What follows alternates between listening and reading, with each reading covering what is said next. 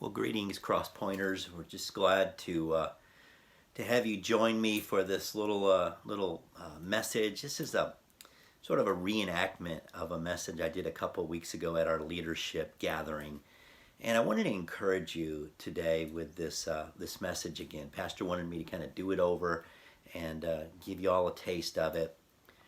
Those of you who were unable to come on that particular Saturday a couple weeks ago, but really what I'm wanting to do is I'm wanting to take an ancient story, a biblical passage, really in some respects a biblical book, the book of Nehemiah, and I want to relate it to our building of Cross Point Indian Church. So, Nehemiah's goal was to rebuild the wall around Jerusalem. And our goal is to follow God's lead and to build this this thing called Cross Point Indian Church. This group of people, dynamic group of people, getting together, all gifted in different areas, and moving forward with the ongoing blessings and difficulties that we call the church. So I wanted you to be a part of this today, and let me kind of set the scene. Nehemiah has been taken captive. This is generations ago, right?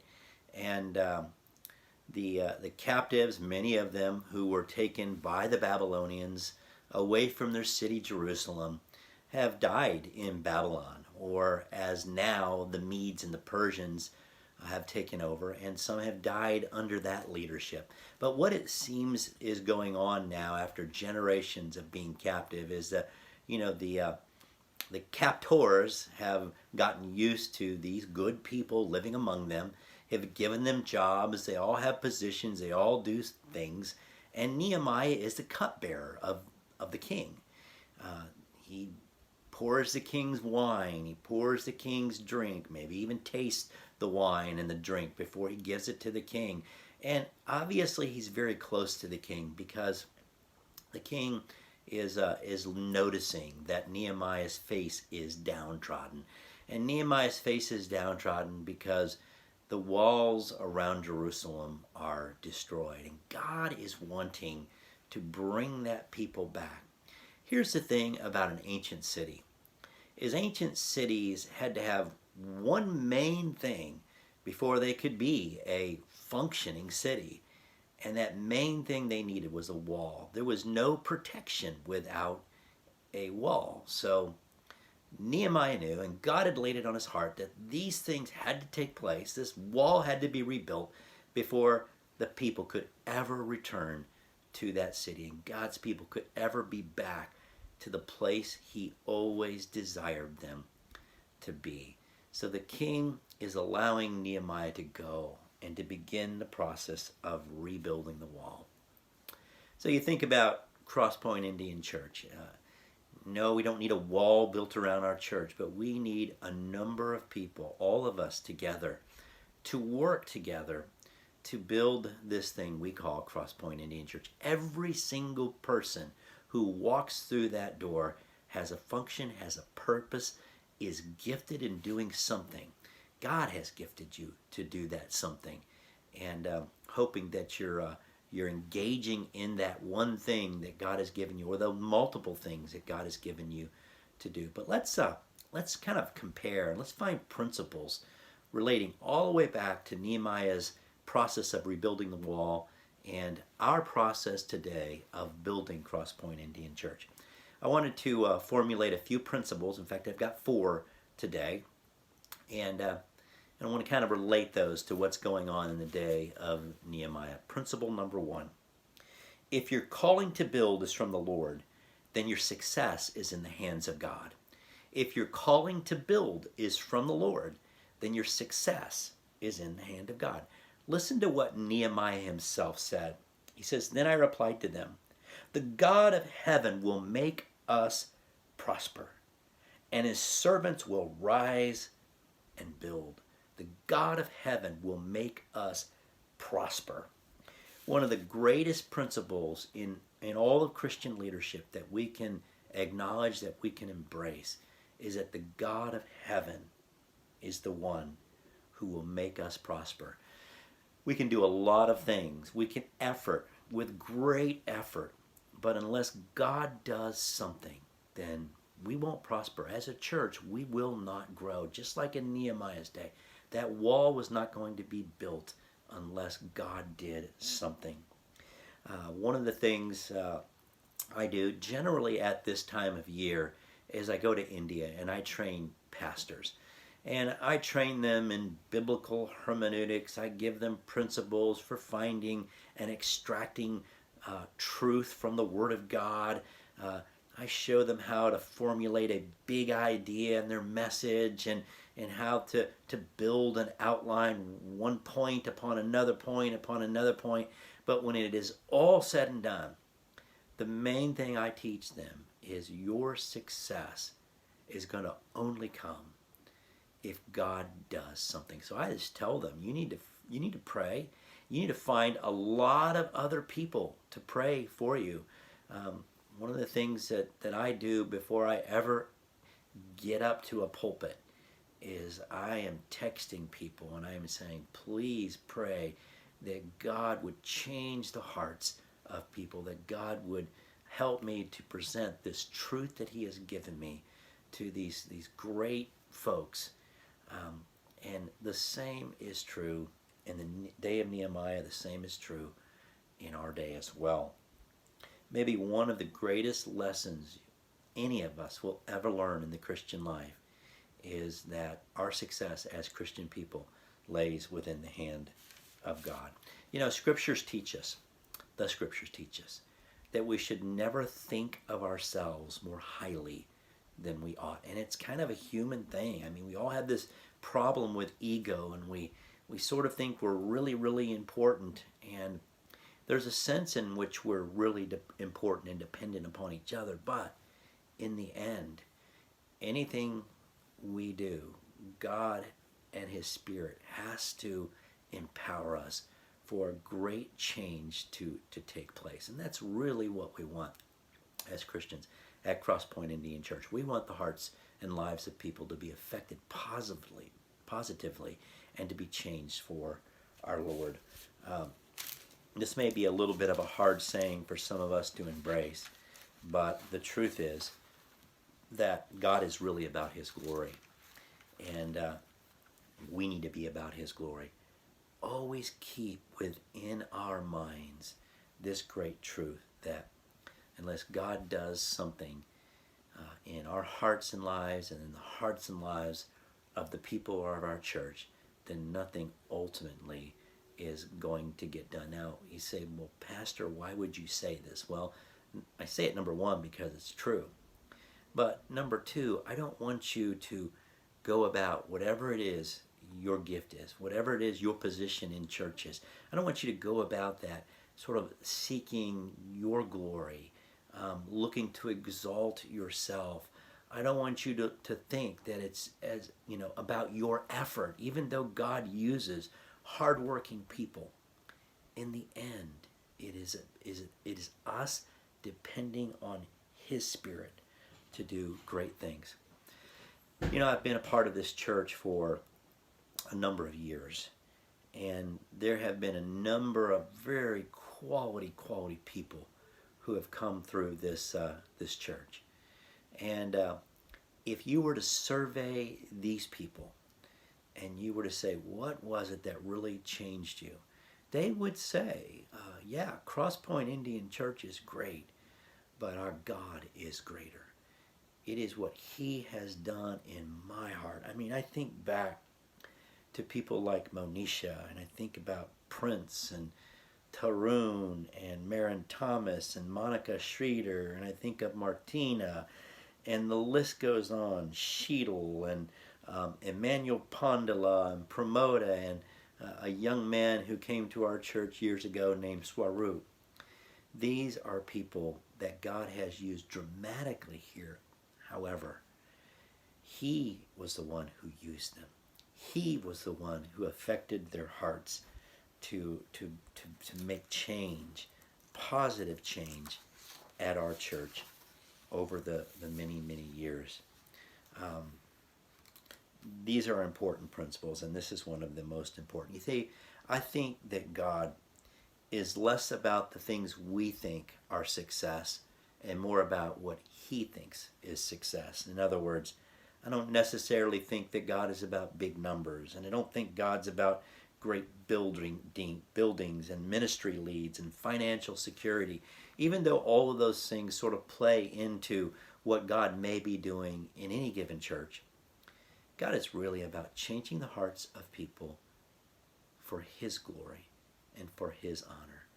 As we take on whatever it is we take on this coming year, let us remember that principle that our success really is in the hands of God. Principle number 2, and this really encompasses all of the 3rd chapter of Nehemiah, but it's this: even though it is God who accomplishes great spiritual things, he does so through ordinary people. Even though it is God who accomplishes great spiritual things, he does so through ordinary people. So the 3rd chapter of Nehemiah really is a list of people who were responsible for one gate in the wall around Jerusalem. You know, when I think of an ancient city and I think of a wall around that city, I kind of think of this one gate at the very front of the city, this giant gate. And, when the horsemen come riding up, the gate slowly opens and they come in, and then it slowly closes. But in reality, there were lots of small gates all the way. Imagine miles and miles of city.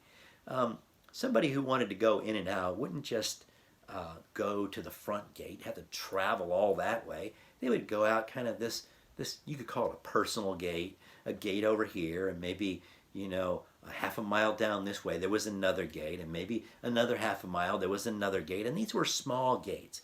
And they all had a name, and the people who were captives knew the names of those gates. They had grown up, many of them, and lived their young parts of their lives, and some even older individuals, older ladies and older gentlemen, maybe grew up a quarter mile from the fish gate, which was a gate that was around the wall. So I think each of them had a sense of responsibility for the individual gates that sort of surrounded this entire wall, or were placed within this wall all the way around this city.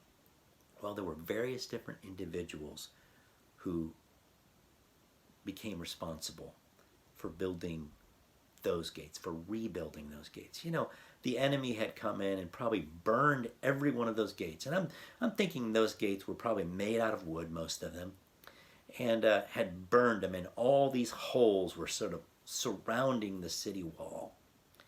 Well, let me read. I'm not going to read a lot here, but let me read just a few verses of Nehemiah chapter 3.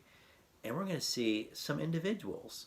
And what I want you to note as I read this story is, have I ever heard of these individuals before? Let me read. It says, Eliashib, the high priest, and his fellow priests went to work and rebuilt the sheep gate. So they were rebuilding the sheep gate. The men of Jericho built the adjoining section, and Zakur, son of Amurai, built next to them. The fish gate was rebuilt by the sons of Hasanana, and they laid its beams and put its doors and bolts and bars in place. Miramoth, son of Uriah, the son of Hakaz, repaired the next section.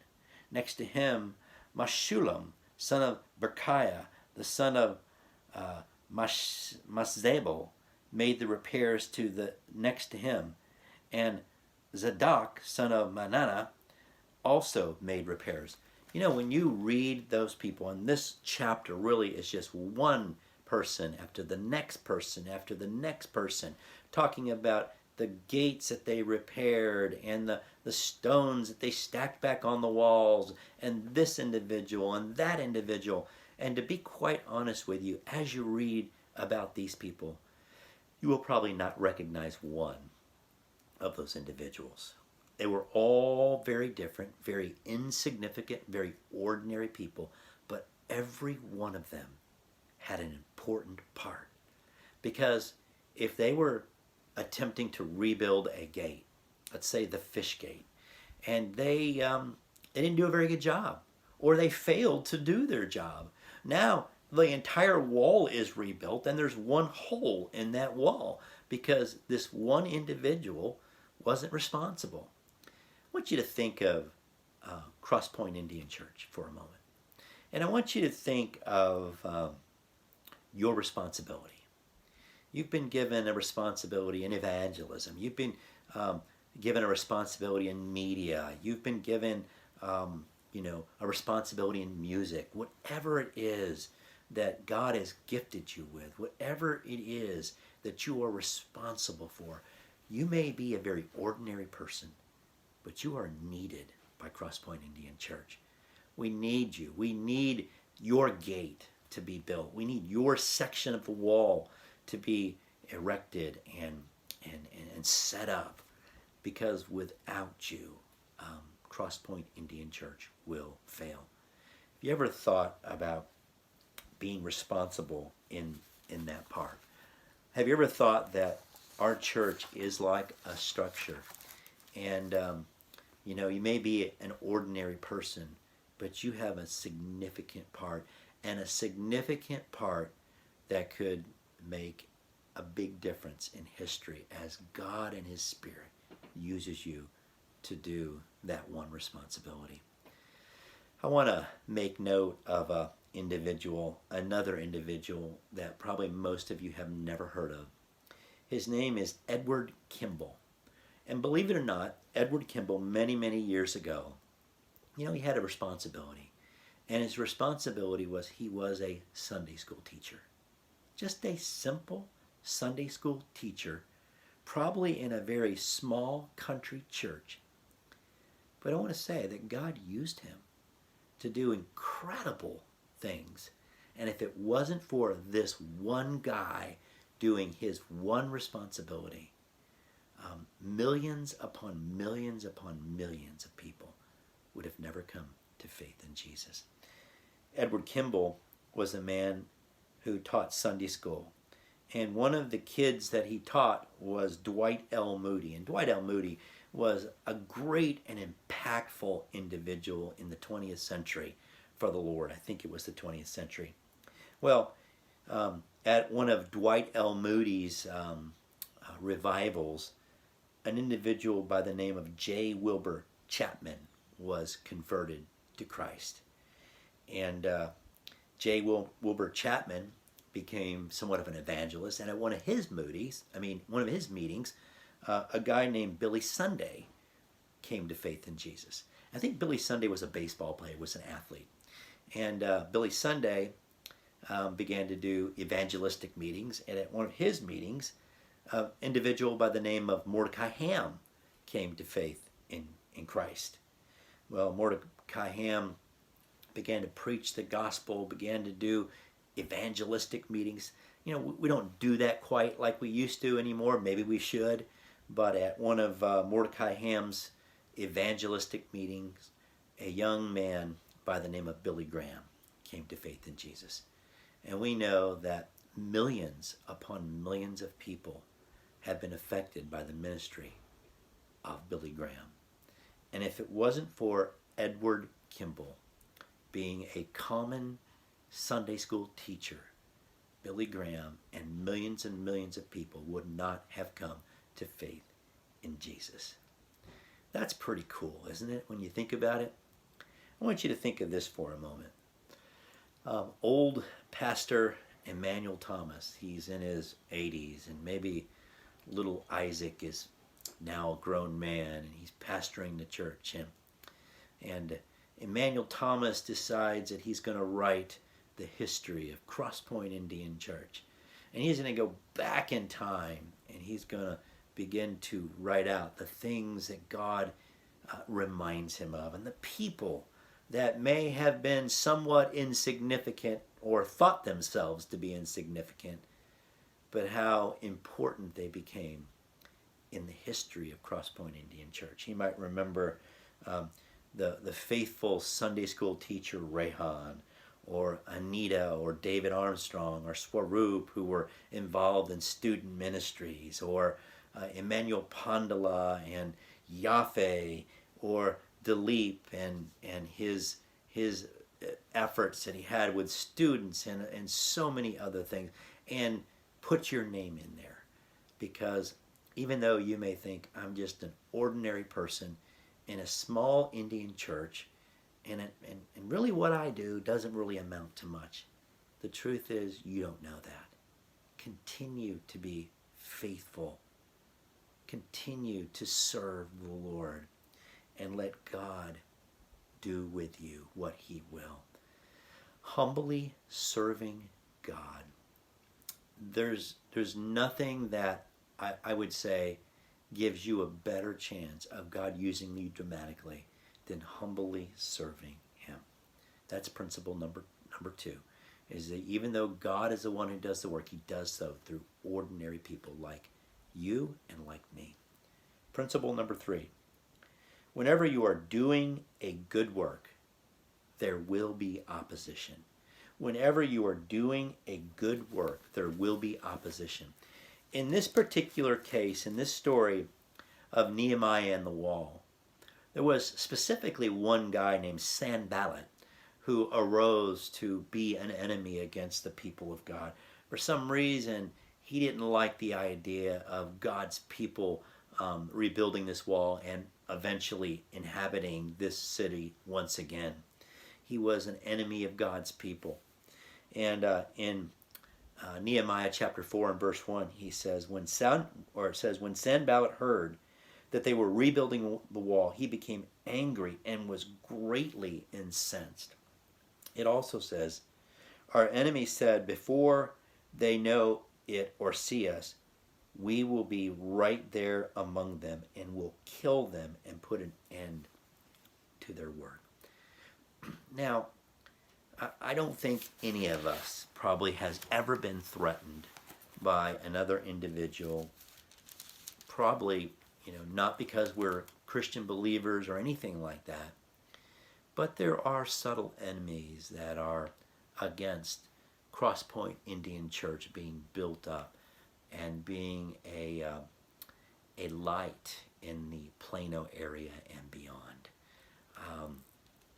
I want you to think of enemies that are on the outside of us. Think of, the Bible says we have the world, that is the current of our time, that is affecting us, that is influencing us, that is influencing our children.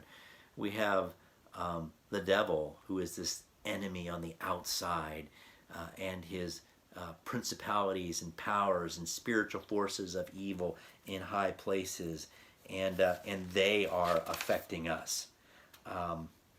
But we also have, our flesh, our inner desires, our ego, and we also have something like complacency.